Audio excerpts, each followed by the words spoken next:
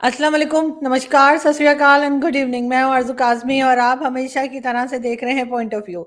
सबसे पहले आप सभी से माज़रत चाहूँगी, सॉरी कि कल आप लोगों ने जो मेरी 2 वीडियोज़ देखी, उन दोनों की जो वीडियो क्वालिटी थी वो बहुत ख़राब थी। इसमें मेरा कोई भी कसूर नहीं था, यानी कि इसमें मैंने कुछ गलत नहीं किया था।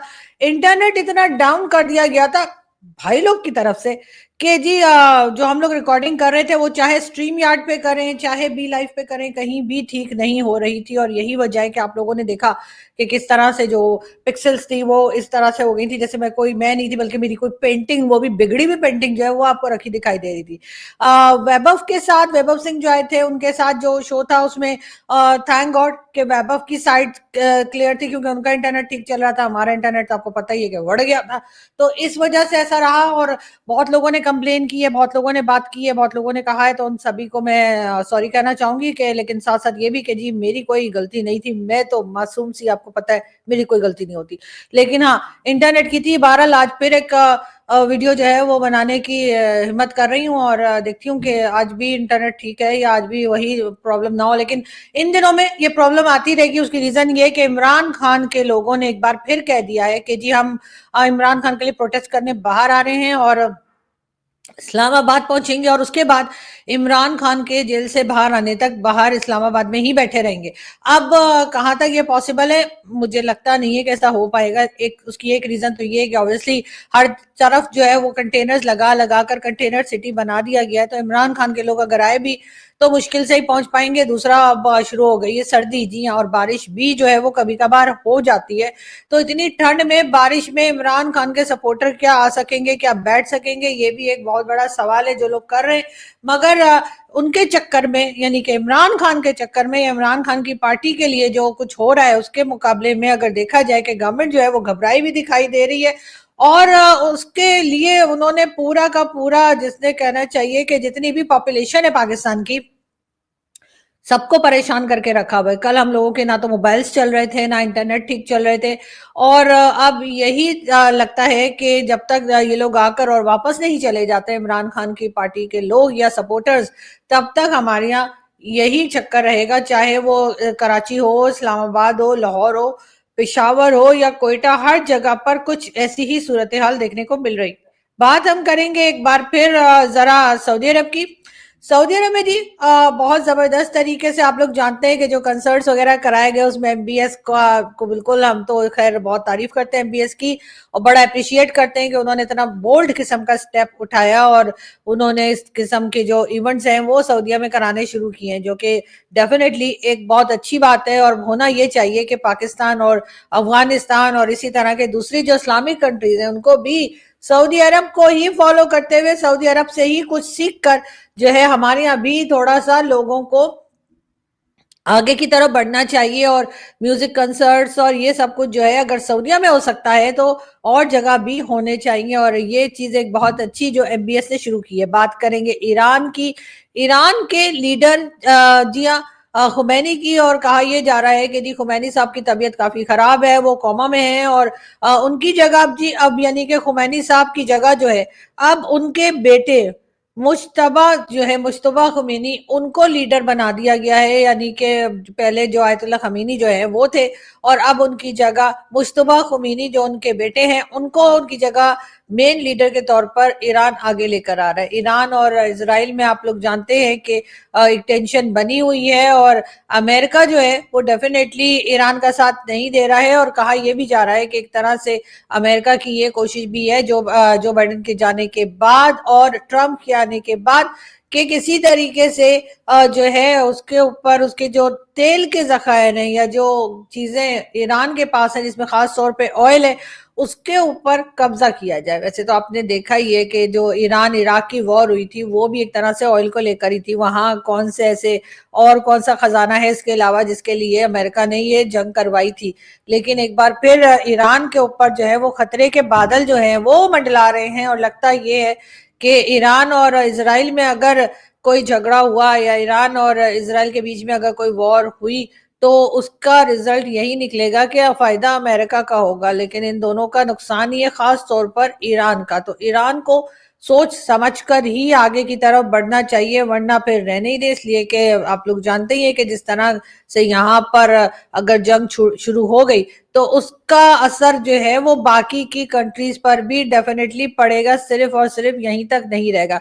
कल भी जैसे मैंने आपसे जिक्र किया था, आज फिर बता देती हूँ कि जी चाइना और चाइना के प्रेसिडेंट शी जिनपिंग और जो बाइडेन जो है उनकी मुलाकात हुई है और दोनों ने इस बारे में बात की है कि ट्रंप के आने के बाद चाइना जो है वो अमेरिका के साथ काम करने को तैयार है। अब अमेरिका के टर्म जो है हो सकता है चाइना से बहुत अच्छे ना सही, लेकिन थोड़े बहुत तो बेहतर होते हुए दिखाई दे रहे हैं। पाकिस्तान को अब अपनी खैर मनानी चाहिए। पाकिस्तान के जो जी फाइनेंस मिनिस्टर हैं आजकल मोहम्मद औरंगजेब, उनका कहना ये है कि जी पाकिस्तान की इकोनॉमी बेहतर हो रही है। अब पाकिस्तान की इकोनॉमी कैसे बेहतर हो रही है ये एक बहुत बड़ा सवाल है, उसका जवाब उन्होंने नहीं दिया, लेकिन बहरहाल उनका ये कहना है कि इकोनॉमी बेहतर हो रही है। यानी अगर आप सऊदी अरेबिया से पैसे ले रहे हैं, आप आईएमएफ से ले रहे हैं, बाकी कंट्रीज से पैसा ले रहे हैं और वो लोन आपको मिल रहा है या उसका कुछ पोर्शन आपको मिल रहा है, तो आप इसको ये बता रहे हैं कि इकोनॉमी बेहतर हो रही है। इसको इकोनॉमी बेहतर होना कहते हैं।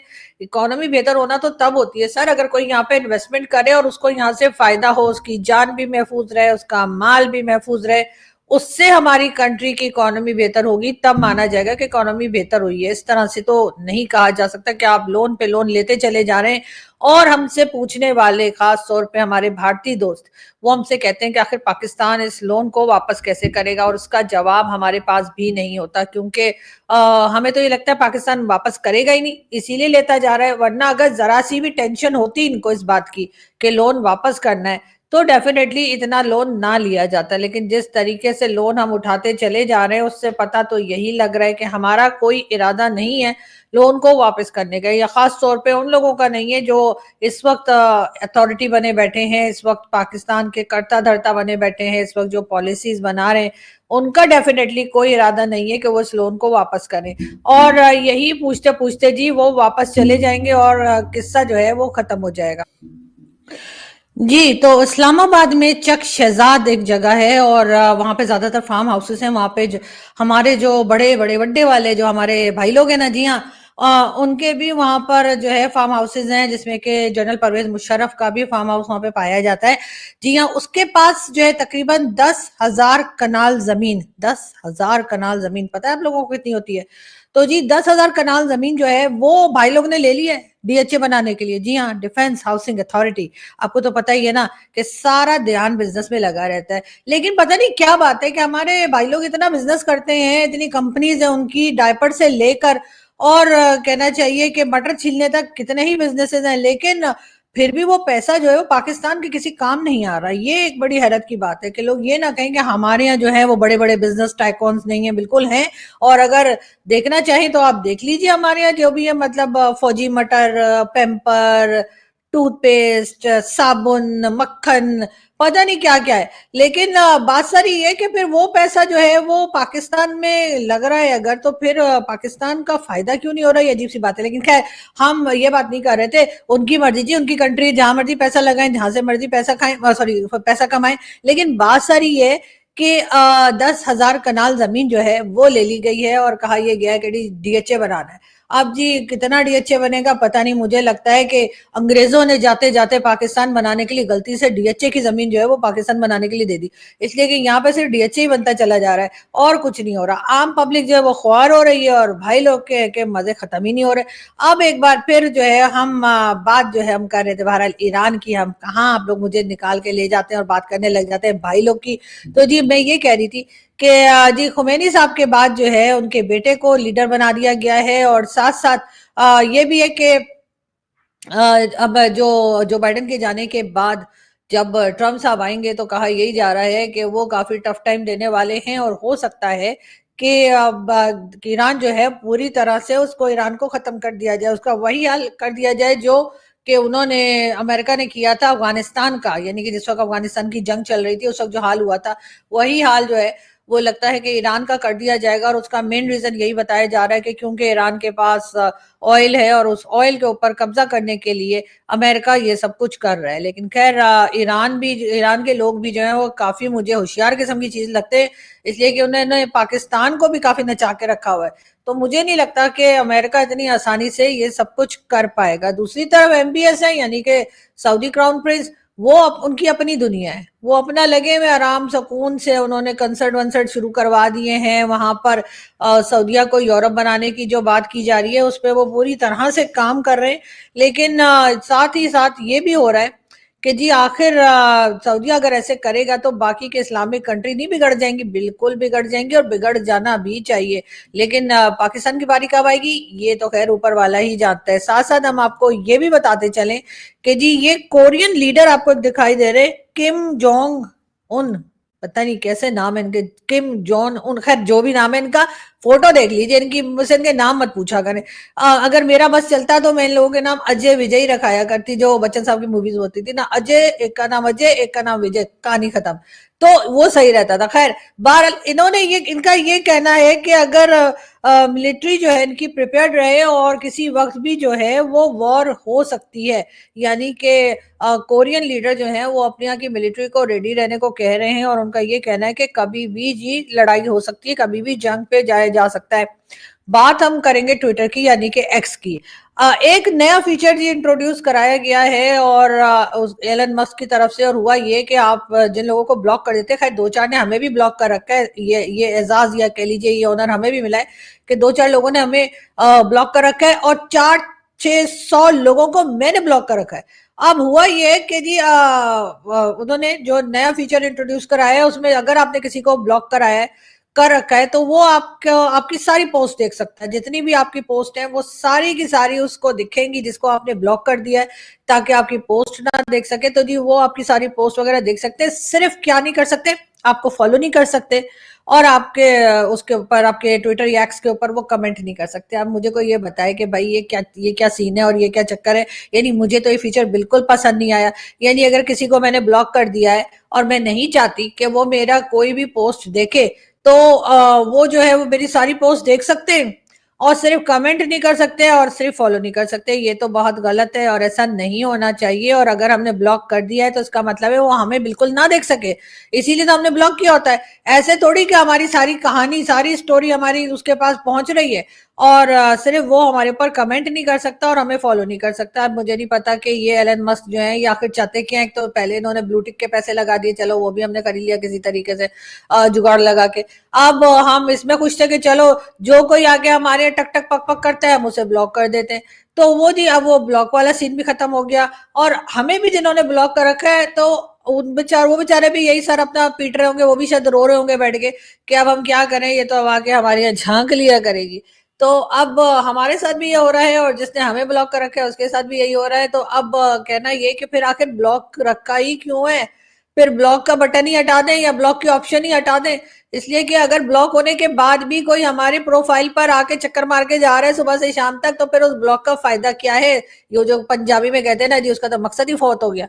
जी हाँ, यानी ब्लॉक करने का मकसद ही फौत हो गया। हमारे यहाँ ये बहुत बोला जाता है पंजाब में। तो मैं ये कह रही हूँ कि फिर आखिर उस ऑप्शन को हटा ही नहीं सिरे से कि जी आप ब्लॉक कर ही नहीं सकते किसी को। जिसको जो बोलना है, जो देखना है, आके आपके ट्विटर के ऊपर या एक्स के ऊपर चक्कर मार के चला जाए।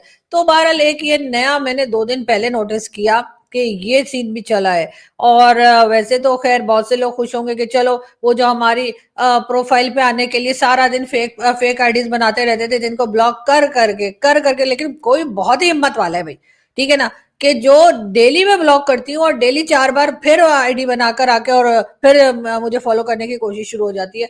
तो उसके बाद फिर मैं ब्लॉक करती हूँ। तो कोई बहुत ही खाली बैठा हुआ कोई इंसान है जो सारा दिन यही काम करता है। लेकिन बहरहाल वो लोग जो कि अपनी आईडी के साथ है और उन्होंने जो है वो, मैंने उन्हें ब्लॉक किया या उन्होंने मुझे ब्लॉक किया, जो भी चले, किसी ने किसी को ब्लॉक किया, वो अब उस ब्लॉक का कोई मतलब नहीं रह गया है। और कोई किसी को ब्लॉक कर भी देगा तो उसका कोई फर्क पड़ने वाला नहीं है। आपकी जो भी पोस्ट होगी, जो भी चीज होगी, वो उस आदमी इंसान के पास पहुंचेगी, और सिर्फ वो ये होगा कि कमेंट नहीं दे पाएगा, ऊपर ऊपर से जो मर्जी बोल दे, लेकिन वहां लिख नहीं सकेगा। सिर्फ इतनी सी बात जो है वो एलन मस्क ने छोड़ दी है। हो सकता है कि 2-4 हफ्ते बाद आपको वो ऑप्शन भी मिल जाए कि जी आप लिख तो सकते हैं लेकिन आप गालियां नहीं दे सकते। इस किस्म का भी कोई ऑप्शन जो है वो एक्स के ऊपर आ जाए कि अब आप लिख भी सकते हैं और लाइक भी कर सकते हैं, रीट्वीट भी कर सकते हैं। सिर्फ आप कोई ऐसी वैसी या मतलब गाली शाली आप नहीं दे सकते, बाकी सब कर सकते हैं। मुझे लग रहा है आहिस्ता आहिस्ता इसका यही हाल होने वाला है एक्स का, उसके अलावा कुछ नहीं। यानी अब आपकी कोई प्राइवेसी नहीं रह गई है, अब आपकी प्राइवेसी गई बढ़ गई, जिसे कहते हैं ना, हमारे कहते हैं प्राइवेसी बढ़ गई है आपकी। बहरहाल अब देखते हैं कि इसके ऊपर लोगों का क्या रिएक्शन आता है। और दूसरी बात ये, इन्होंने पूछा भी नहीं, इन्होंने कोई सर्वे भी नहीं किया, इन्होंने जो उसके ट्विटर के और एक्स के जो लोग जो उसको इस्तेमाल करते हैं या जो लोग उसको उस पर काम करते हैं, उनसे पूछने की जहमत भी नहीं की कि जी मैं ये फीचर ला रहा हूँ, आपको पसंद है या नहीं पसंद है। बस खट करके उन्होंने ये कर दिया है। तो अब देखते हैं जी आगे क्या होता है। बाकी जो लोग ब्लू टिक ले चुके हैं उनको पता ही होगा कि ब्लू टिक जो है उसके भी 3 कैटेगरीज बना दी गई हैं। और अगर आपके पास थोड़े पैसे हैं तो आप पहला वाला ले लें, फिर थोड़े और, अगर आपके पास थोड़े और पैसे हैं तो सेकंड वाला ले, अगर थोड़े से थोड़े और पैसे हैं तो आप थर्ड वाला ले लीजिए। तो ऐसा है कि मेरे पास थोड़े से थोड़ा पैसा था तो मैंने फिर एक वो ले लिया, ताकि मैं कुछ जो कहानियां लिखती हूँ वो, ताकि कुछ वर्ड्स पूरे हो जाए, हो वो फिर भी नहीं रहे, लेकिन अब मेरे पास पैसे नहीं है, इसलिए मैंने कहा भाई इतना ही सही है, जितना मैं लिख पा रही हूँ उतना ही लिख पा रही हूँ तो काफी है। बहरहाल हम यहाँ से आगे बढ़ते हैं और हम आपको ये भी बताते चलें कि जी ट्विटर की भी हमने आपको कहानी सुनाई दी कि हमारे जो फाइनेंस मिनिस्टर साहब की मैं बात कर रही थी जी, उनसे मुझे बड़ी हमदर्दी है। और उनका कहना ये है जी पाकिस्तान की इकोनॉमी सुधर रही है, लेकिन कैसे सुधर रही है ये उन्होंने हमें नहीं बताया कि क्या पैसे ले लेकर सिर्फ सुधरेगी या कोई काम भी हम करेंगे, नहीं ऐसा उन्होंने नहीं कहा। इसलिए कि शायद उनको भी यही लग रहा है कि गवर्नमेंट थोड़े दिन की रह गई है, बार बार इमरान खान के लोग निकलते हैं, और वैसे भी इमरान खान के लोग निकले या ना निकले, ऐसी कौन सी गवर्नमेंट है पाकिस्तान की जिसने के पूरे 5 साल मुकम्मल किए हो। एक अजीब और गरीब न्यूज जो मैंने कल देखी, जो मेरी समझ से तो बाहर है, लेकिन ये कि फिर भी मैं आप लोगों को बता देती हूँ, आप लोग माइंड मत किएगा, लेकिन ये कि पहले जो हमारे प्राइम मिनिस्टर थे यानी कि नवाज शरीफ साहब, आपको पता है नवाज शरीफ साहब ने अभी अनाउंस किया था कि वो पीआईए खरीदने वाले हैं। जी हाँ, और यही नवाज शरीफ साहब अपने ही बेटे की कंपनी में काम करते थे। ये भी हमें बताया गया था कि अपनी बेटे की कंपनी में इनको सैलरी मिला करती थी, और वो सैलरी ना लेने की वजह से इनको जो है वो, इन्होंने कहा जी मैं सैलरी लेता ही नहीं, लेकिन अपने बेटे के साथ काम करने की वजह से जो है इनके ऊपर, आपको पता है कि उस वक्त जब ये प्राइम मिनिस्टर थे तो इनको हटाया गया था कि जी ये ऐसा कैसे हो सकता है कि ये यहाँ पे प्राइम मिनिस्टर भी हैं और ये वहाँ जो है वो जॉब भी कर रहे हैं बेटे की कंपनी में। और बाद में कहा गया था कि जी मैंने तो बेटे से कभी सैलरी ली नहीं। इस किस्म की कई कहानियां हमारे यहाँ चली। और अब भी रिसेंटली नवाज शरीफ साहब ने कहा था कि मैं पीआईए खरीदने वाला हूँ। उनकी बेटी मरियम नवाज ने कहा है कि हमें लगता है कि हमें पीआईए खरीद के उसका नाम पंजाब एयर रख देना चाहिए। तो जी हाँ, मरियम नवाज जो है उनकी फरमाइश पे उनके पिताजी, फादर, अब्बा जी यानी कि नवाज शरीफ साहब ने सोचा कि चलो मैं पीआईए खरीद लेता हूँ। लेकिन अभी ये जी कल ये खबर आई कि नवाज शरीफ के 2 बेटे हैं, एक हसन नवाज और हुसैन नवाज। नहीं, ये खबर अभी नहीं आई है, बेटे पुराने पहले से पता है। मैं, मेरा मतलब है बेटे की खबर आई, एक तो आप लोग भी ना। खैर मेरा मतलब है कि नवाज शरीफ साहब के जो 2 बेटे लंदन में रहते हैं, वैसे 2 ही बेटे हैं, वो लंदन में रहते हैं, हसन और हुसैन नवाज जी। उनके बारे में कहा गया, हसन के बारे में कहा गया कि जी उनको लंदन की हाई कोर्ट ने ये कह दिया है कि वो दिवालिया हो गए। जी हाँ, उनके पास पैसा नहीं है, बिल्कुल बैंकरप्ट हो गए। ये सुनकर तो जी मेरा तो हंस हंस के, यकीन करें मैं सोफे पे बैठी थी और टीवी देख रही थी, मैं हंस हंस के सोफे से गिर गई। मैंने कहा यार ऐसा कैसे हो सकता है। अब्बा जी एयरलाइन खरीद रहे हैं तो बेटे के पास पैसा ही कोई नहीं है, बेटे का दिवालिया निकला हुआ है, और वो भी लंदन की अदालत बता रही है। हमारी अदालत होती तो हम फिर भी कहते कि चलो कुछ कह दिया होगा, लेकिन लंदन की अदालत कैसे ऐसा कह सकती है कि जी हुसैन नवाज जो है वो दिवालिया हो गए। मतलब चल क्या रहा है यहाँ पे, मुझे कुछ समझ में नहीं आ रहा कि आखिर ये पाकिस्तान में चल क्या रहा है कि पाकिस्तान के लोग जो अरबपति नहीं खरबपति हैं, यानी कि बहुत बहुत बहुत बहुत पैसा है। मेरे फादर कहा करते थे कि नवाज शरीफ के पास इतने पैसे हैं कि नवाज शरीफ को खुद को नहीं पता कि कितने पैसे हैं। वो तो मुझे भी पता है, मैंने उनसे उस वक्त भी कहा था कि वो तो मुझे भी नहीं पता कि मेरे पास कितने पैसे हैं, इसलिए कि मैं जब भी मार्केट जाती हूँ जो चीज भी लेती हूँ उससे कम ही पैसा निकलता है मेरे पास, फिर मैं छोड़कर आ जाती हूँ। तो मेरा हाल भी कुछ नवाज शरीफ जैसे ही है कि मुझे पता नहीं मेरे पास कितने पैसे। तो नवाज शरीफ साहब के पास इतने पैसे हैं, इतने पैसे हैं, इतने पैसे हैं कि बेटा दिवालिया हो गया। ऐसा कैसे? मतलब ये तो वही बात हुई ना कि थोड़े दिन के बाद जरदारी साहब जो हैं, जो हमारे, आपको पता है कि आजकल प्रेसिडेंट हैं और वहां से यानी कि दुबई में हैं, क्योंकि पाँव में फ्रैक्चर हो गया, तो कैसे आएंगे आपको पता है ना, ऐसे थोड़ी पैदल आ रहे हैं उन्होंने, आप क्या समझ रहे हैं कि कोई हम उनके लिए, यानी हमारे प्रेसिडेंट हैं तो हम उनके लिए कोई प्राइवेट जेट करके देंगे और उससे उनको लेकर आएंगे? नहीं सर, आपके बगैर तो कंट्री नहीं चल रही। नहीं नहीं, हमारी कंट्री प्राइम मिनिस्टर के बगैर भी चल सकती है, प्रेसिडेंट के बगैर भी चल सकती है, किसी के भी बगैर चल सकती है, क्योंकि हमारी कंट्री को चलाने वाला ही कोई और है। आपको जो जानते ही हैं आप लोग, मैं मुझसे क्या कहलवाना चाह रहे हैं। तो जी इसलिए आसिफ अली जरदारी साहब जो है वो लंदन में, सॉरी दुबई में बैठे हुए, पाँव में उनका फ्रैक्चर हो गया था तो वो उधर ही रह गए। तो उन्होंने कहा जब तक मेरा पाँव सही नहीं होगा मैं आऊंगा नहीं। वैसे कितने बोर हो रहे होंगे ना कि दुबई में रह के बंदे का पाँव फ्रैक्चर हो, वरना तो पूरे वक्त मॉल वॉल में घूमते रहते, कहीं कभी सिटी सेंटर, कभी दुबई मॉल, कभी एमिरेट्स मॉल, कभी इब्ने बतूता, कहीं ना कहीं जाते रहते। लेकिन अब ये कि वो जाहिर है कि घर में ही बैठे होंगे। मगर साथ साथ ये है कि देखिए ये तो वही बात होगी ना कि आसिफ अली जरदारी साहब के बेटे जो है बिलावल, उनको कहा जाए कि जी उनका दिवालिया निकल गया जी, उनके पास तो पैसा ही कोई नहीं, जबकि आपने देखा है कि कितना पैसा है जरदारी साहब के पास। लेकिन जरदारी साहब को देख के एक चीज का जरूर मुझे यकीन हो जाता है कि अगर इंसान सच्चे दिल के साथ मेहनत करता रहे तो वो एक ना एक दिन पाकिस्तान में अगर हो और सच्चे दिल से मेहनत करे तो एक ना एक दिन वो जो है वो अरबपति या मिलीनियर बिलीनियर जरूर बन जाता है। बिलीनियर तो बन ही जाता है। इसलिए कि जरदारी साहब भी तो आपको पता है ना कि वो कराची में बेम्बिनो सिनेमा के बाद टिकट ब्लैक किया करते थे, ऐसा मैंने सुना है जी, ऐसा मैंने सुना है और कई बार सुना है। तो मुझे यकीन तो नहीं हुआ। वो क्या कहते होंगे, एक कचे एक कचे एक कचे एक कचे, कैसे कैसे सेल करते हैं ना, फिल्मों में देखा मैंने, टिकट जो ब्लैक करते हैं वो कैसे करते हैं। तो अब ये पता नहीं छह का एक छह का एक छह का एक, पता नहीं क्या मैं उल्टा बोल रही हूँ कि सीधा बोल रही हूँ, मुझे खुद नहीं पता। लेकिन खैर टिकट ऐसे ही कुछ बेचा जाता है।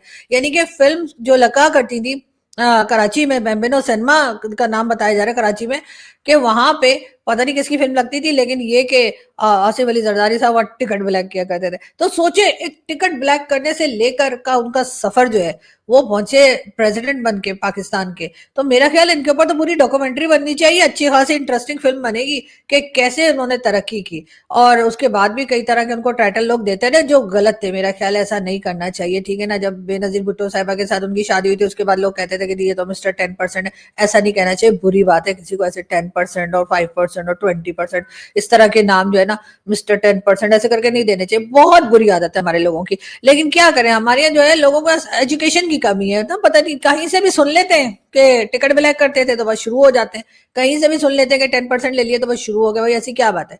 वो देने वालों को भी तो कुछ कहिए ना, सिर्फ लेने वालों के नाम लिए जाते हैं, जो दे रहे होते हैं उनका तो किसी ने नहीं बताया कि किसने दिए। हाँ, जिसने लिए उस बेचारे का नाम जो है ना वो अखबार में छाप दिया। लेकिन खैर कोई बात नहीं, अब मैं यहाँ से चलती हूँ वरना मैं थक गई हूँ और आप लोग भी थक गए हैं। और मेरा ख्याल है दूसरी वीडियो तक इंतजार कीजिए, फिर जल्दी मुलाकात होगी। Thank you.